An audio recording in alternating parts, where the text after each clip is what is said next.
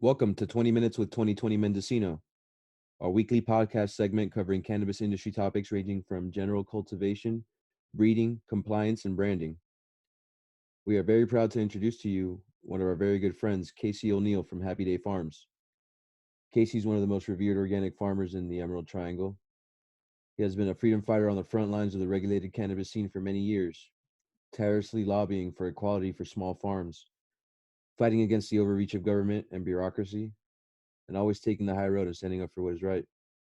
He, alongside his wife Amber, can be found tirelessly juggling an organic vegetable farm, an organic compliant cannabis farm, and volunteering a tremendous amount of time and resources for the community. Not only do they work hard on their farm on Bell Springs Road, they seem to somehow fit in methodically presenting arguments at the Mendocino County Board of Supervisor meetings and various compliance meetings throughout the state. They are true frontline soldiers. Casey, how are you, my man? Man, I'm doing great. Thank you for that introduction, brother. It's man, much love and appreciation. Big up. Right on, man. Casey, can you please give us a brief history of your relationship with 2020 and how it has intertwined through the years from the early days and through compliant cannabis as we know it today? Definitely, bro. 2020 is like the guru, right? Like, been holding it down. I don't know. I mean, it's been more than 15 years now that we've been hanging out and like just always having the fire. And I think one of the things that's been so special about the community here is like it's been this genetic hub of sharing and gifting and like open source. And so it's like, just ever since back in the day, like always having, 2020, always having the fire. And, before we were HappyDay Farms in 2020, when we were just the homies, um, and, and really putting that, that love and care and intention into, seeking out those things that are truly special, because it's partially about, growing the plant, but it's also, it's as much about what the plant does for the head and the body.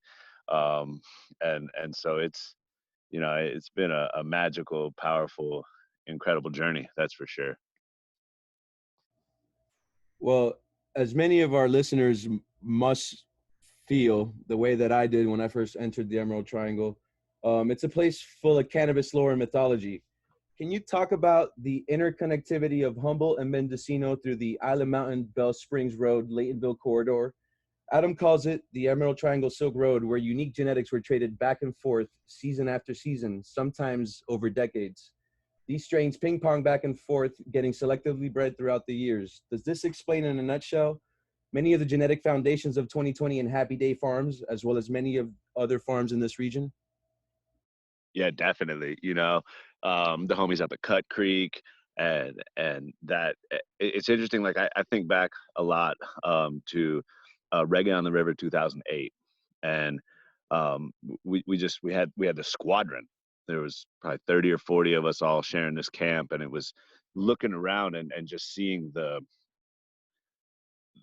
genetic repository that was represented in that crew was like, it was this very powerful nexus. Again, this kind of open source, this sharing, this um, group mentality where it was like, everybody trying to help each other out, and and that was already years into it. And so it's definitely there's something special happening in that, like you said, that corridor. And there's a lot of these genetics that people have been working on for a long time now, sometimes decades, and seeing that, kind of that evolution over time. And for us, being able to, because we're, we're pollen chuckers, right? I'll chuck some pollen on some things, but like, um, what you guys in 2020 are doing is that's real deal. That's breeding. And so for us to be able to kind of like benefit from that, that craft has been just a powerful thing, to be able to try out different things. And ever since back in the day, like Adam and Collins have been sending these things to me that, we would try out and be like, oh man, okay. I remember the first batch of seeds was like, it was like OG the OG strawberry, the sour strawberry, and there was one other one I can't remember right now. And it was like, these were like the first, I was like trying these things out. And so it's just been this, this process over the years that's been just, I think, very empowering, very powerful, a lot of learning lessons about the plant and about, ourselves as humans. Right on, man. That's awesome. We mentioned Rob from Cut Creek Farms. Can you get into the history of the strawberry kush as you know it, and how that led to the creation of the sour strawberry? So, it's funny because this is class. It's like, this is like lore now, because Robbie had this strawberry kush that he was just crushing. And it was, what I had always gotten, and I don't, he's the guy to ask, but it was like, he had bred there was this strawberry that was up on Island Mountain that he had bred with the master, maybe, or with the Bubba or the ogre. Like, there was all kind of different derivations of it. And like, so I got from him the ogre berry, and then the strawberry went to 2020, and everybody got we all were sharing it around. But the strawberry that went to 2020 became like the base stock for a lot of what I do now.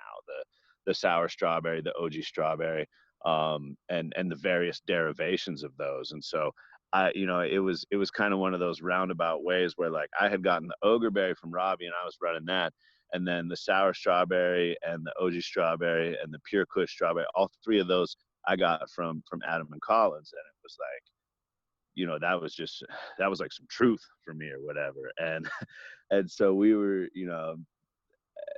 I don't even remember what year now. I mean, that was probably 10 years ago when I got those first. And they were just, they were so thumpy, so heady. Um, and that sour strawberry is still to this day, like, that's my favorite weed. That's like my all-time favorite. Like, what it does for my head is just incredible. And so, like I say, just for me, there's this profound sense of gratitude at having the opportunity to participate and work with these genetics, because it's stuff that, like I say, I'm not a breeder, I'm not a creator. Like, I mean, like I say, I'll chuck some pollen on some things and make some crosses or whatever, but I'm not that guy. And so to be able to have the access to it and to be able to participate in it, via the gifts from Adam and Collins, from Robbie, like, that's just been a magical experience over the years. That's awesome, man. Well, clearly 2020 and HappyDay Farms have an intertwined history and relationships when it comes to genetics. Several of the strains that we work with in our breeding program right now were bred at HappyDay Farms, including Great Success and the Ogreberry King Band. Can you give us a description of these? And I mean, you gave us a brief history already, but maybe elaborate on the Great Success. Adam tells me many times that it's in his top 5 favorite strains of all time and #1 in the terpene category. So, Man, that makes me really happy. And it's funny, it goes right back into this kind of loop situation in which the Great Success is the OG strawberry from 2020 crossed on the ogre berry from uh, Cut Creek. And so, like I say, we've been just kind of marinating these things together. And so we made that cross, and it was like, we crossed our 2 favorite things. And um, this one pheno jumped out, and it was just, it was incredible. And so it was like, we're talking about it, and my brother Lito's like, he's like, man, we got to enter this in the cup. And he's like, what should we call it? And I'm like, well, Ogreberry OG strawberry. And he's like, no, dude, what should we call it? And I'm like, I don't know, dude. And he's like, and on the farm, like, Great Success is the catchphrase. Like, that's what, that's just part of our reality. That's like our affirmation in the world, Great Success. And he was like, dude, we should call it the Great Success. And so, and then it was one of those things where, like, it was this one specific phenotype, and we lost it. Like, it was a seed plant, and we had already harvested it. It was incredible. It was gone.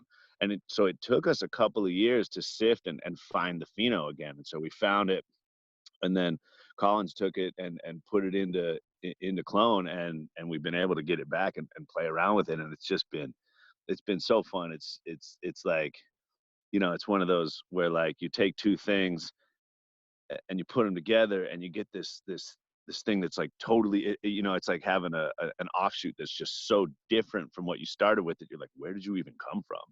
And so, because both the the Ogreberry and the OG Strawberry, they're strawberry strains. They got that like sweetness, but the great success is this like blueberry and pastries. It's like completely different, and so it was one of those things where it was like, wow, where did this incredible thing come from? And then the Ogreberry King Band that's the classic, like we put the thing on the thing on the thing on the thing, right? So we started with, we were doing the headband clone, maybe, I don't know, this is probably eight years ago, something like that. So we were doing the headband clone, and we were doing the Long Valley Royal Kush. And so we crossed those, and so we were calling it the King. And that was, we were calling, well, there was, the King was the ogre clone, the ogre Kush by the Royal Kush, and then on the headband. And so the King on the headband made the King Band. And so that was Ogre, Royal, Headband.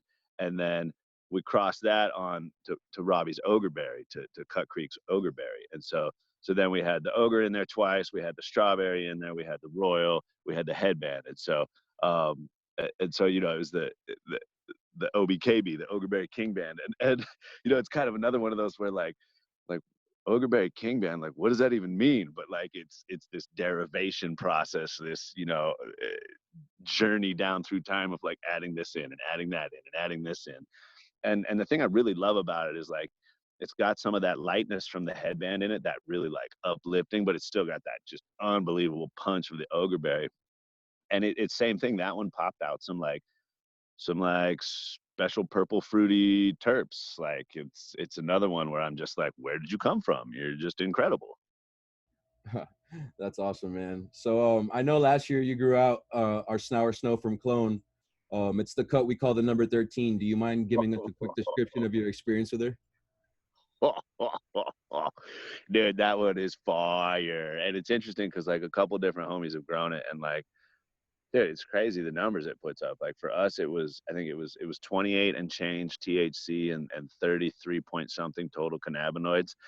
And like, dude, it's fire. Like Lito was trimming on some of it at one point, and like I walk in the room and I'm just like, what is that weed? And he's like, dude, it's the Sour Snow. Like it's phenomenal. It really, it's just another shining example of just the incredible work that 2020 does. So this is the same Sour Snow that we've used for breeding stock, including being the mother to our Wook Stomper and a few other surprises we have down the line. And you're probably one of the only people that we've ever given it to, from what I hear. So that's awesome. Let's talk about this year. Do you mind sharing what strains you're growing this year? I know you got a lot of 2020 stuff going on over there. Oh yeah, always.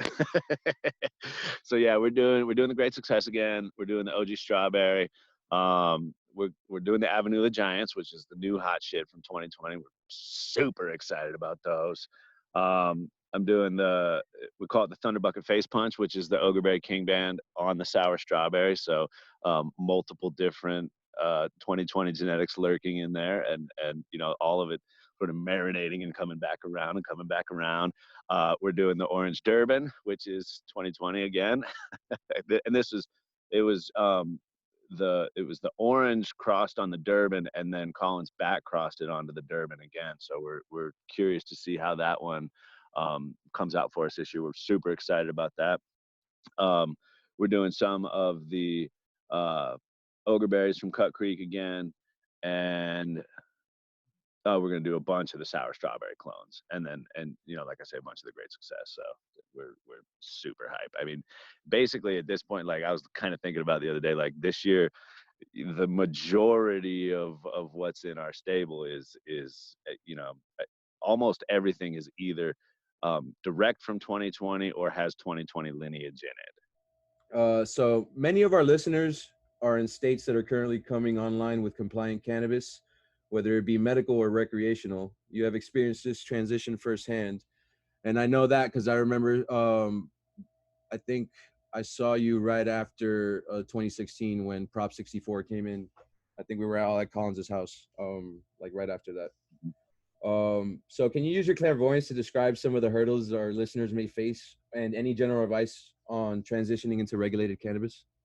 Yeah, man. I think the the biggest issue is that like if policy work is not a line item in your budget and in your time frame, you're gonna have a really hard time with it. Like this, the reality, you know, it's the old saying in politics: you're either at the table or you're on the menu. And like, none of us want to go to board of supervisor meetings or go to state assembly or go to state legislator meetings. Like that's not, it's not what cannabis has been about. But at the same time, you know, we always say, we've been saying for a while now, that the plant teaches us how to access these new skills to participate, because if we're not part of the crafting of the regulations, they're going to write us out. And that's been the hard reality, is that um, a lot of the times these regulations are coming down based on lobbying from, you know, businesses that can afford to put down, you know, $1 million a year policy budget. And obviously, as like little tiny guys, like none of us have that kind of bread. And so it's super important to be engaged. You know, like whenever they craft regulations, like they have public comment periods, and like it, dude, it's like necessary to read that language and see what it says and point out the things that don't work, because that's, you know, as flawed as the democratic process is, and as, you know, as broken as it can be, there are still opportunities to affect change in it. And so it's of utmost importance to participate before it comes down, because like once it's written, it gets way harder to change it. But like while they're writing it, especially, you know, it's like you figure out, okay, who are the legislators that are involved, you know, what bills are getting put forward, and meeting with their staff and like talking to them and communicating concerns, and again, like reading the legislation. Like it's definitely required for me. Like it's been like kind of a, like a crash course in policy work, where like I went from, you know, kind of being like fuck the government to being like, well, I better learn how to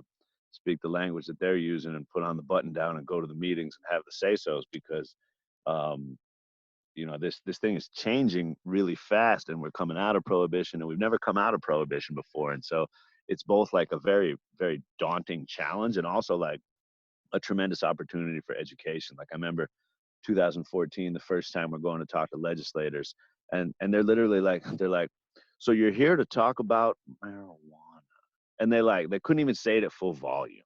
And you know, the change over time, as like the conversation has shifted. And like, you know, the hard thing about it is a lot of the time it's a zero sum game. Like we're going to lose most of the fights we fight, and we got to, it's not even that we're going to lose most of the fights we fight, we're going to lose most of the fights, and we got to pick the ones that we really need to fight, that we have to win. And so, you know, a lot of times it would be like, we'd be looking at the legislation, and we'd be like, all right, there's 10 things that we totally hate, and we got to pick 3 of them that we can make changes on, you know. So it's tough. It requires a lot of compromise. It's a big fucking dirty pork barrel process. But um to not engage is to end up in definitely in a worse position than if we put our time and force, you know, our life force energy into it.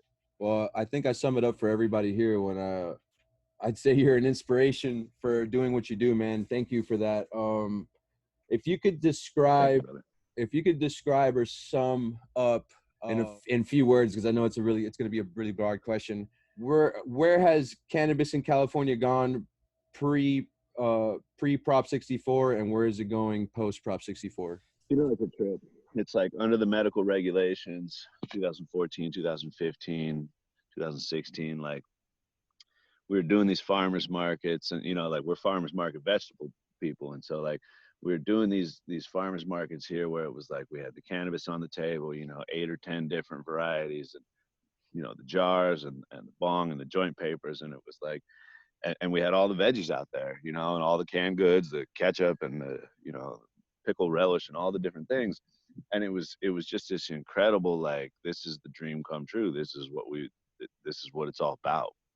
And it was this finite special moment in time that we didn't realize. You know, we saw it as like this beginning of this broadening and this incredible new thing, and in reality it was like just this special snapshot in time. So under the medical regulations, you know, it was it was pretty cool. It was this unique thing, and at the same time, like there were flaws with it. You know, it was like there wasn't, you know, you all you had was a limited defense from prosecution, which meant like you would get busted and then you had to go to court and fight about it. And so on the one hand, like Prop 64 made it so everybody can grow 6 plants, and it made it so less people go to jail, but it didn't make it so that it's easy to get a license. It made it like this super complicated, difficult process. And so it's like, you know, for me right now, like I'm as much a paperwork guy as I am a farmer, and that can be fucking soul crushing. And so, you know, under Prop 64, it's like it really, it changed the dynamic from this thing where like pretty much anybody could grow based on their medical. And you know, like I say, if the cops came, you had a problem, but otherwise you were able to like trade medicine, you were able to share medicine with other medical patients, you were able to be reimbursed by dispensaries for the cost of cultivating the medicine. And so there was, you know, it was a flawed but at the same time fairly functional system that had like a really um, I think beautiful sweetness to it. And now with the new regs, the way it's going, like it's, you know, it's like most um, regulations, like they tend to, and I don't, you know, I don't think they do this on purpose, but most regulatory paradigms tend to um, trend towards larger businesses because, you know, it's like if you need to have a compliance officer to keep everything operating, then like if you're a little tiny farmer, either you are the compliance officer along with being the farmer and all the other things, or you know, you kind of out of business. And so it's like for the larger the business, the more likely you are to be able to afford a compliance officer or a policy team. Whereas, you know, the smaller you are, the more you end up wearing these multiple hats and just trying to juggle it all and keep all the balls in the air. Yeah, I hear you. We're all wearing a lot of hats over here at 2020 nowadays.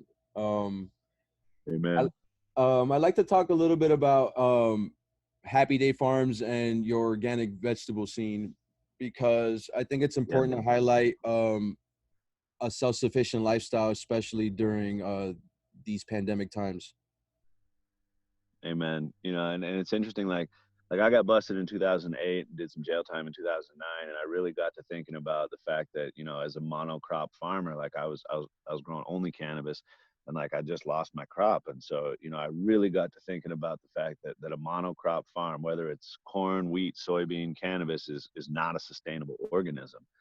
And so, you know, we run a CSA, which is like a vegetable subscription service, and we do 2 farmers markets every week. And so, you know, providing food to the community is bedrock for us. It's part of the roots. And by the same token, being able to, you know, eat the food that we grow and have that cycle of energetics, you know, where we put in the love and the energy into the soil, and it's producing these plants that we consume ourselves.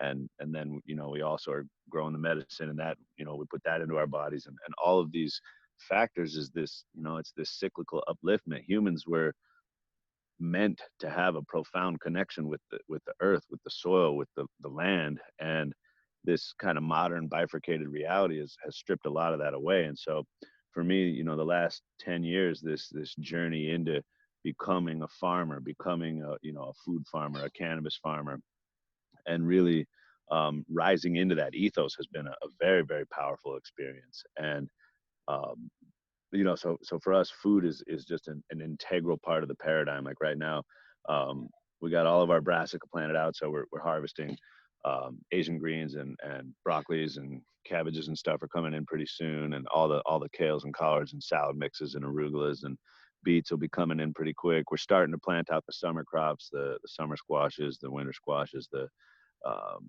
melons, tomatoes, peppers, eggplants. And then we're also in the process, like we always have laying hens. And so we're getting about, you know, dozen and a half, 2 dozen eggs a day. And then we're raising meat birds. And so I got 85 meat birds out on pasture. And so we're moving the birds every day and getting them onto fresh pasture and utilizing the rotational grazing to be able to build pasture over time, build organic matter in the soil, create more water holding capacity. And so it's about this, you know, this kind of holistic perspective of trying to raise food and be part of the community and support the community and be supported by the community, and also to engage with the land and see it become richer and more bountiful over time, and see the biodiversity increase. Like I'm sitting on the deck right now looking out at a couple of dozen vegetable crops and dozens of different, other plant species and all of this different um, vibrant life that's a potent, powerful symbol for what human interaction can create on the landscape, and what we're often denied in this